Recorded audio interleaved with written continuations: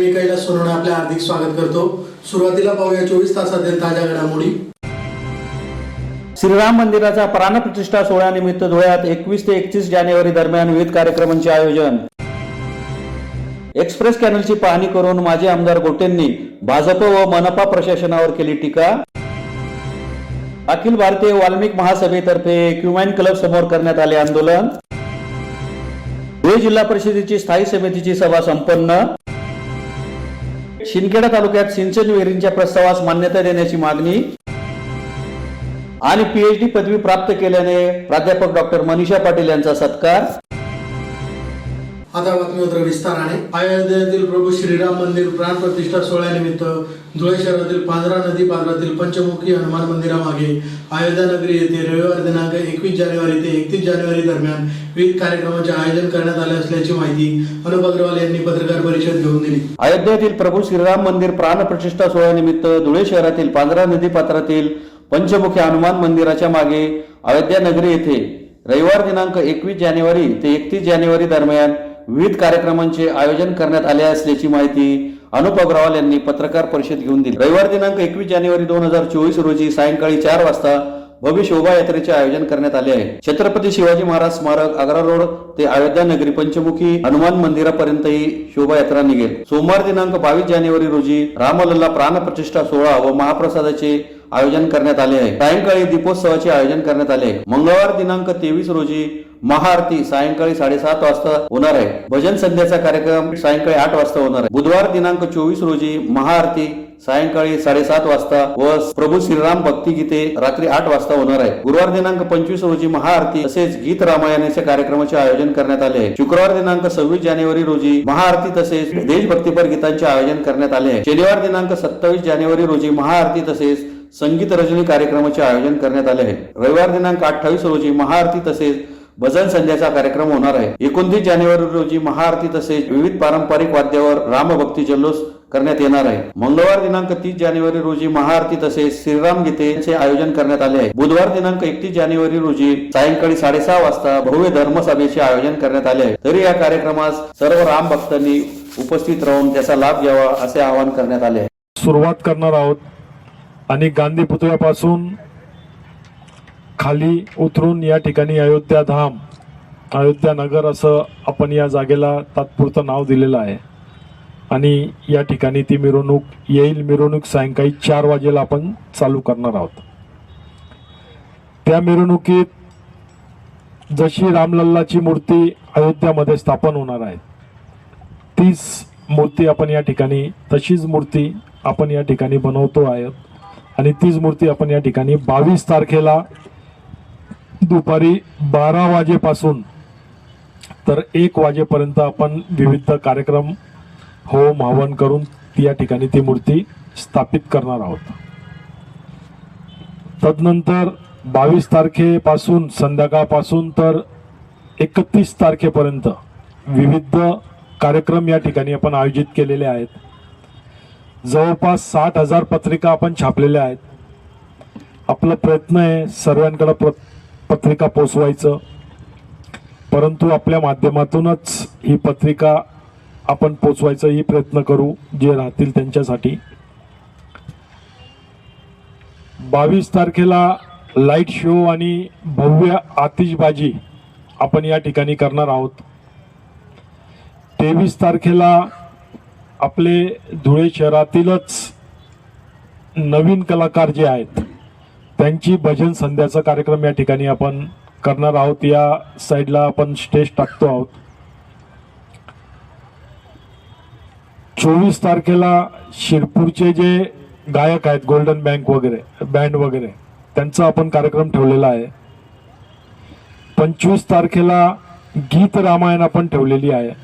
आनंदजी माडगुळकर आणि अभिजितजी पंचभाई पुणे एक प्रसिद्ध असे हे गीत रामायण गाणारे लोक आहेत, यांना या ठिकाणी आपण आमंत्रित केलेलं आहे।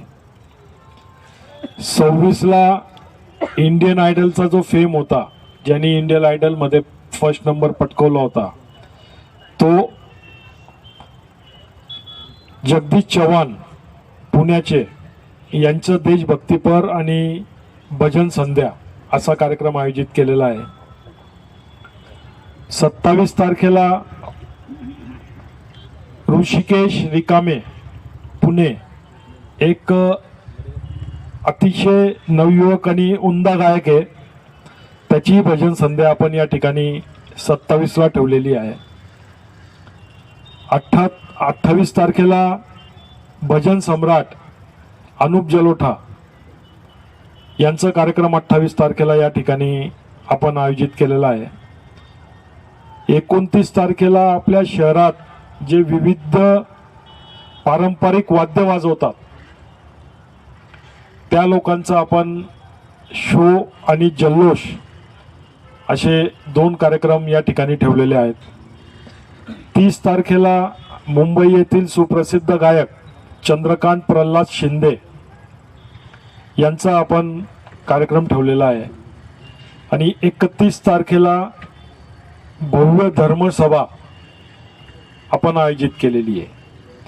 त्या सभेसाठी जे 22 तारखेला अयोध्यात असणार आहेत ते संत या ठिकाणी येणार आहेत आणि 31 तारखेला आपण या ठिकाणी धर्मसभेचं आयोजन केलेलं आहे. असे 10 दिवस धुळेकर जनतेसाठी विविध कार्यक्रमांचा आयोजन केलेलं आहे. आणि 527 वर्षानंतर प्रभू श्रीरामचंद्र आपल्या मंदिरात विराजमान होणार आहे. एक आनंदाचा विषय म्हणून जल्लोष मोठ्या प्रमाणावर आपण 10 दिवस धुळेकर जनतेसाठी या ठिकाणी आयोजित केलेला आहे. गेल्या 5 वर्षात कोट्यावधी रुपये खर्चून धुळेकर जनतेस 8 ते 10 दिवसाआड पाणी पुरवठा झाला. तसेच नकाने तलाव 24 वर्षानंतर कोरडा झाल्याच्या पार्श्वभूमीवर माजी आमदार अनिल गोटे यांनी एक्सप्रेस कॅनलची पाहणी करून पत्रकार परिषद घेऊन भाजप मनपा प्रशासनावर टीका केली. गेल्या 5 वर्षात धुळेकर जनतेला 8 ते 10 दिवसाआड पाणी येत आहे. तसेच नकाने तलाव 24 वर्षानंतर पूर्णतः कोरडा पडला आहे. या पार्श्वभूमीवर माजी आमदार अनिल गोटे यांनी एक्सप्रेस कॅनलची पाहणी करून सत्य परिस्थितीची जाण करून देत मनपाच्या दुर्लक्षामुळे धुळेकर जनतेचे पाण्या वाचून हाल होत असल्याचा आरोप पत्रकार परिषद घेऊन केला. यावेळी त्यांनी शहरातील पाणी प्रश्नावरून सत्ताधाऱ्यांवर टीका करतानाच उपाययोजना देखील सांगितल्या. ते म्हणाले की सत्ताधाऱ्यांनी कोट्यवधी रुपये खर्चूनही शहराचा पाणी प्रश्न सुटलेला नाही. हे दुर्दैव आहे. अक्कलपाडा पाणी पुरवठा योजनेत 60% तर नियोजनात 50% दोष आहेत. ते दूर झाल्यास धुळेकरांना 2 दिवसाआड पाणी मिळू शकते. मी कोणाच्या विकास कामात अडथळा आणत नाही, मात्र सर्वांच्या एकत्रित प्रयत्नांनी पिण्याच्या पाण्याचा प्रश्न सोडवता येईल, अन्यथा नाही. शहराचा पाणी प्रश्न सोडवण्यासाठी मी केवळ 1.25 कोटी रुपयांच्या किरकोळ खर्चात एक्सप्रेस कॅनल पूर्ण करून शहराची ताण भागवली होती. 2020-21 मध्ये ऐन उन्हाळ्यात देखील नकाने तलाव ओसंडून वाहत होता. मात्र या कॅनलकडे मनपाने दुर्लक्ष केल्याने कॅनल झाडाझुडपांनी व्यापला गेला आहे. एक्सप्रेस कॅनलचा वापर थांबल्याने 24 वर्षानंतर नकाने तलाव पुनश्च एकदा कोरडा पडला आहे. आज मी ती जामखेडी, मालनगाव, पांझराव, अक्कलपाडा धरणात पाण्याचा साठा असूनही मनपाच्या अक्षम्य दुर्लक्षामुळे धुळेकर जनतेचे पाण्या वाचून हाल होत आहेत. नैसर्गिक पद्धतीने नकाने तलावात पाणी सोडल्यास पिण्याचा पाण्याचा प्रश्न सोडवता येईल. तसेच देवपुरातील नगावबारी परिसरात 1 MCFT क्षमतेचे जलशुद्धीकरण तयार करणे आवश्यक आहे. शिवाय डेडरगाव तलावासह नकाने तलावाची उंची वाढवावी लागेल, तरच धुळेकरांची गैरसोय दूर होईल, असेही माजी आमदार अनिल गोटे यांनी सांगितले. या प्रसंगी लोकसंग्रामचे कार्यकर्ते अविनाश लोकरे, विजय वाघ, अकबर अली सय्यद, संजय पिंगळे, आबिद मनियार, डॉक्टर सोमनाथ चौधरी, अनिल चौधरी, दीपक जाधव, प्रशांत बदाने, प्रकाश महानोर खैरनार आदी उपस्थित होते. 29 दिवस पाणी आलं नव्हतं आणि शहराला पाणी पुरवठा करणारा नकाने तलाव हा सलग 30 वर्ष भरला नव्हता. आणि त्यावेळेला एक गंभीर प्रश्न निर्माण झाला की पाणी आणायचं कुठून. म्हणून ते बंद करा, बाहेरचे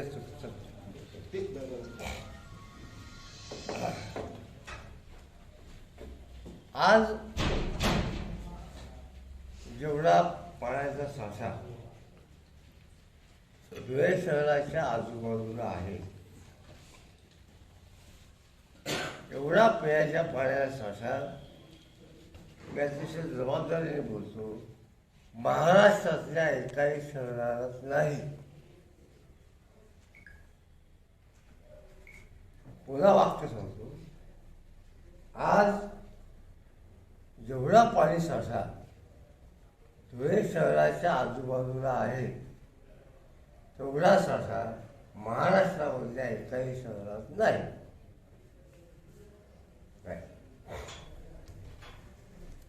कुठे कुठे साठा आहे आपल्याकडे?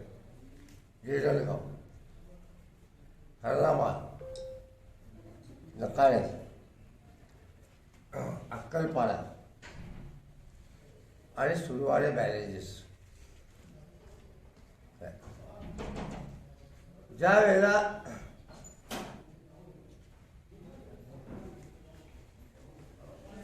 या शहरामध्ये फक्त आणि फक्त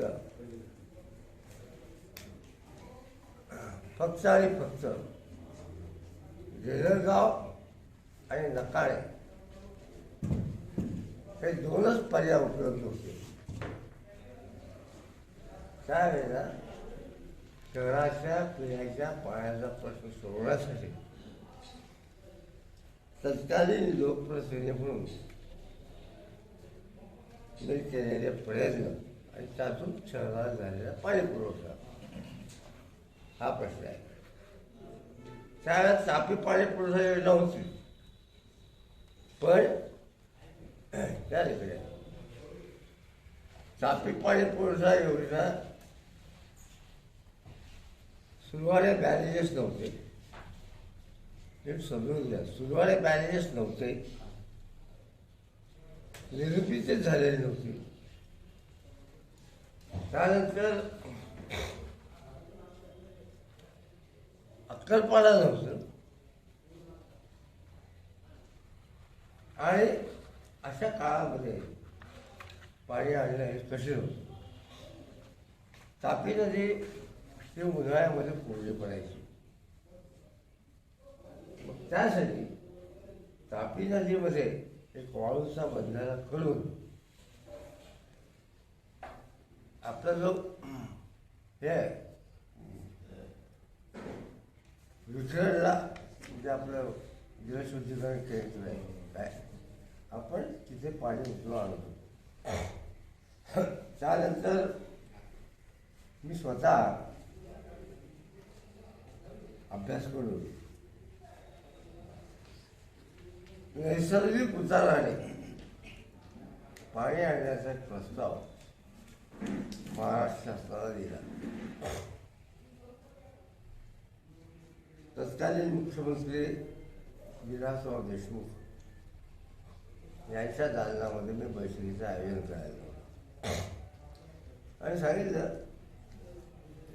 की 1 रुपया खर्च न करता विजेचा आपल्याला धुळे शहरामधला नकाळे तलाव भरून घ्यायचा आहे. त्यावेळेला तिथे बसलेल्या सगळ्या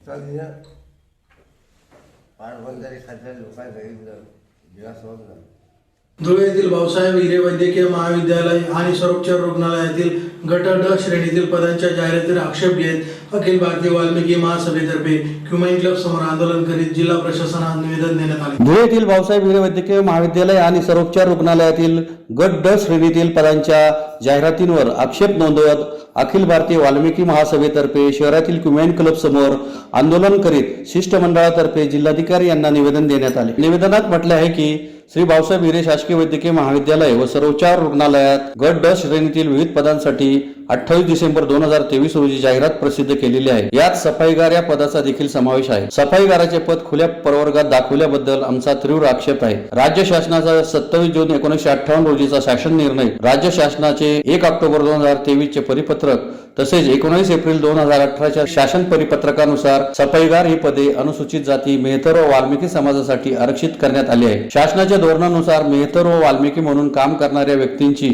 अनुसूचित जातींसाठी गट ड श्रेणीत ज्या रिक्त जागा राखून ठेवलेल्या असतात त्या जागांच्या संबंधात गणना करता येणार नाही. त्यांची सरळ सेवेने भरती करावी याबाबत स्पष्ट निर्देश आहे. श्री हिरे रुग्णालयात स्वीपरची पदे खुल्या प्रवर्गातून भरण्याबाबत जाहिरात प्रसिद्ध केली आहे. यावर आमची तीव्र हरकत आहे. त्यामुळे प्रशासनाने तातडीने ही पदी अनुसूचित जाती व मेहतर वाल्मिकी या जातींसाठी आरक्षित असल्याबाबत शुद्धीपत्रक निर्गमित करावे, अन्यथा या भरती प्रक्रियेविरोधात उच्च न्यायालयात दावा दाखल केला जाईल असा इशारा या निवेदनातून देण्यात आला आहे। या आंदोलनात अखिल भारतीय वाल्मिकी महासभेचे प्रदेश महासचिव नागेश कंडारे, अध्यक्ष संतोष बारसे, विजय पवार, सुरेश बिस्नारिया, धनराज पिवाल, लखन चांगरे, आनंद जावडेकर, निलेश चावरे, काशीनाथ लोहरे, चंदन गारू, सुरेश चांगरे, सुभाष पवार, हिरा डंगोरे, विजय नकवाल, दीपक गोयर, सर्जो जावडेकर, सुनील गोयर, मुकेश गोयर, मेघराज गारू, प्रकाश गारू, श्रीचंद्र गोयर आदी सहभागी झाले होते। राज्य शासनाने वेळोवेळी शासन निर्णय निर्गमित केलेले आहे आणि सामान्य प्रशासन विभागामार्फत सुद्धा आदेश निर्गमित आहे, परंतु या ठिकाणी जे अधिकारी आहे, अधिष्ठाता आहे, त्यांनी त्याचा अभ्यास न करता चुकीच्या पद्धतीने जाहिरात प्रसिद्ध केली आणि अनुसूचित जातीकरता असलेले आरक्षण आहे ते संपवण्याचा घाट हे प्रशासनामार्फत या अधिकाऱ्यांमार्फत सुरू आहे असा आमचा त्यांच्यावर आरोप आहे।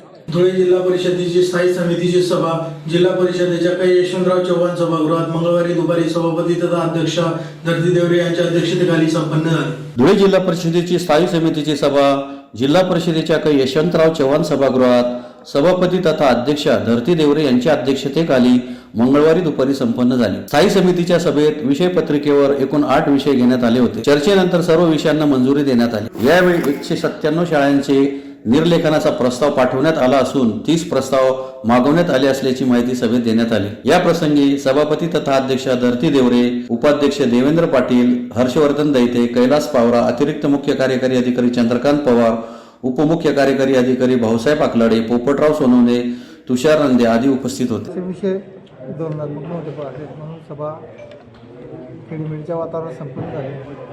काही शाळा निर्लेखांचा विषय होता, त्या सर्व निर्लेखांसाठी 197 शाळांना परवानगी दिली आहे।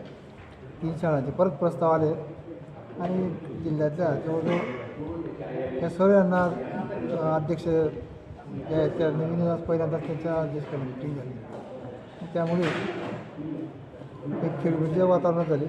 आज महत्त्वाचे विषय नसल्यामुळे सभा या ठिकाणी संपली। किती विषय होते आजच्या सभेत 8 विषय होते, त्यापैकी सर्व 8 चर्चा झाली। हो. विषय समितीचे जे ठराव असतात नेहमी ते कायम करावे लागतात।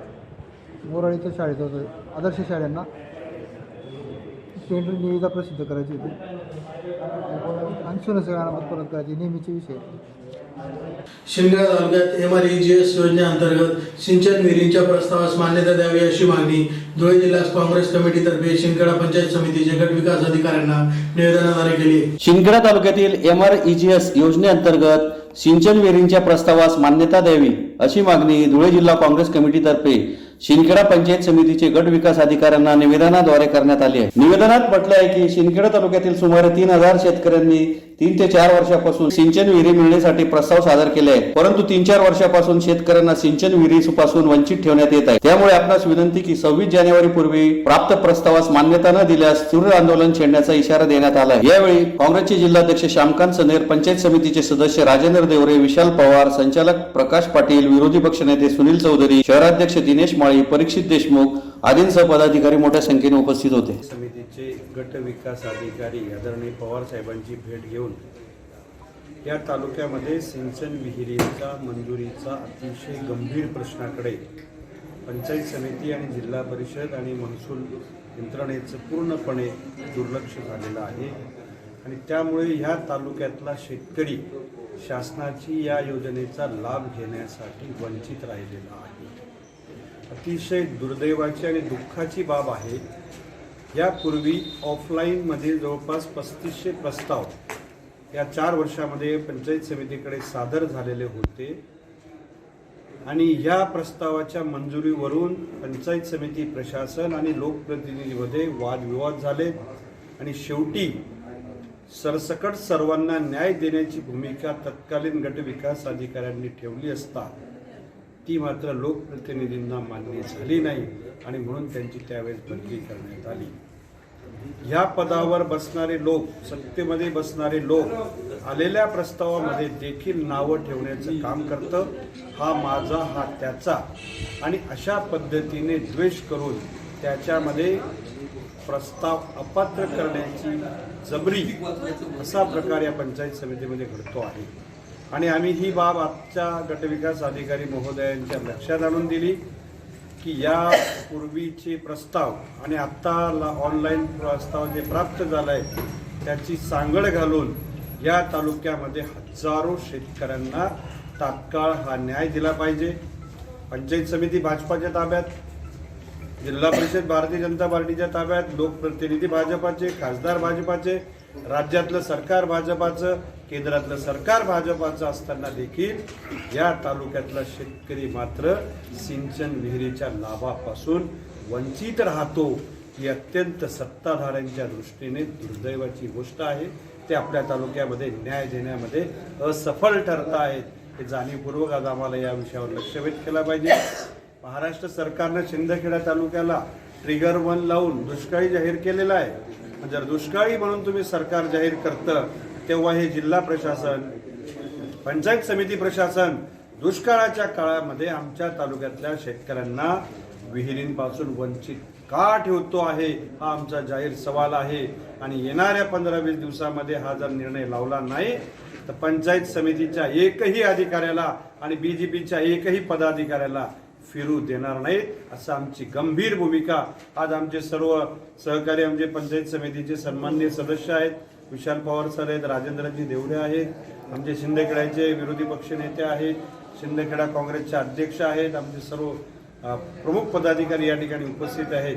आणि निश्चित याच्यामध्ये जे शिंदखेडा शहरामध्ये रहिवासी आहेत पण ज्यांचं ग्रामीण हद्दीमध्ये, ग्रामीण शिवारामध्ये शेतकीचे दाखले आहेत अशांनाही या विहिरींचा लाभ द्यावा या संदर्भामध्ये देखील आम्ही या ठिकाणी गटविकास अधिकारी महोदयांना विनंती केलेली आहे. त्यावरही त्यांचं लक्ष वेधलेलं आहे. त्याचप्रमाणे शिंदखेडा शहरामधलं आरोग्य केंद्राने लोटले गेले तरी त्याच्यावर पांघरून घालण्याचंच काम सुरू आहे आणि म्हणून त्या संदर्भात देखील तातडीने कारवाई करावी अशी आम्ही त्यांना विनंती केलेली आहे. येत्या काही दिवसात जर आम्हाला न्याय मिळाला नाही तर याचे सगळे पडसाद या तालुक्यात उमटतील.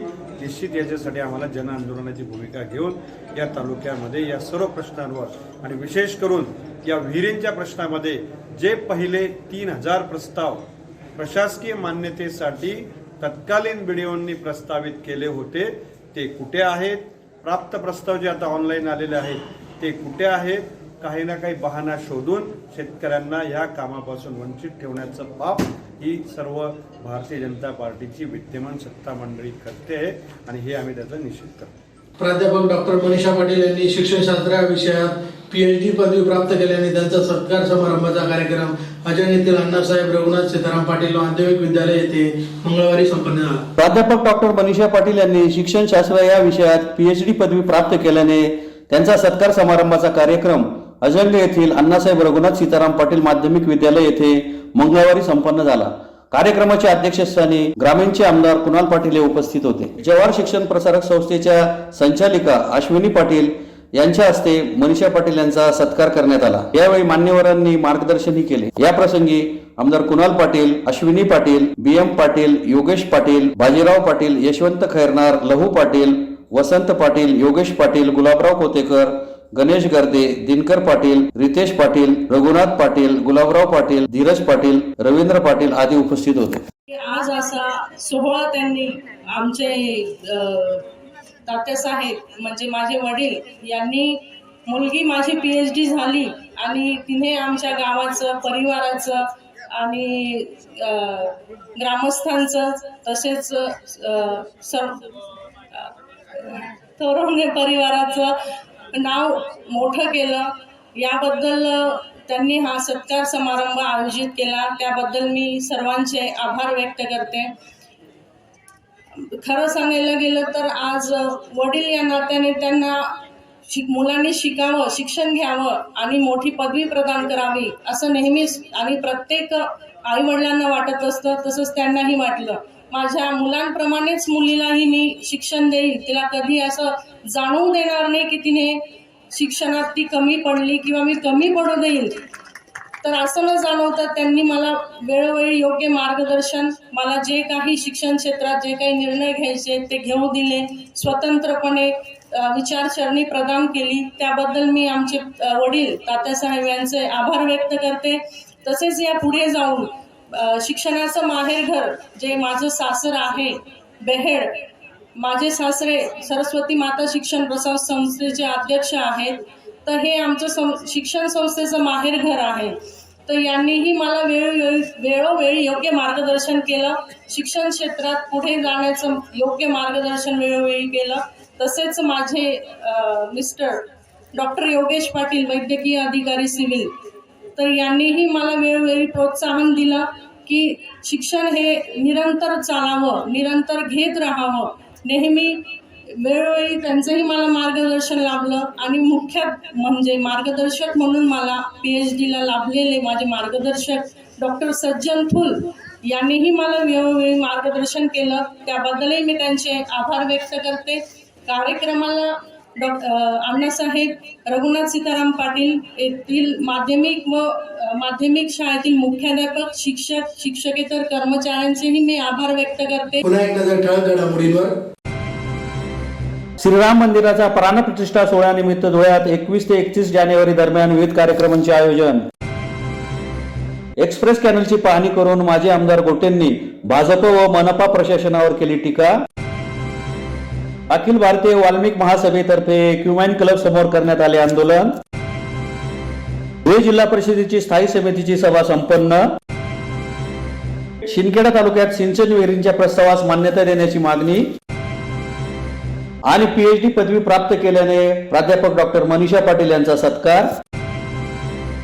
याचबरोबर श्रीराम टाइम न्यूजचे बातमीपत्र संपले. दिवसभरातील ताज्या घडामोडींसाठी पाहत राहा श्रीराम टाइम न्यूज. भेटूया पुढील प्रसारणात. तोपर्यंत नमस्कार.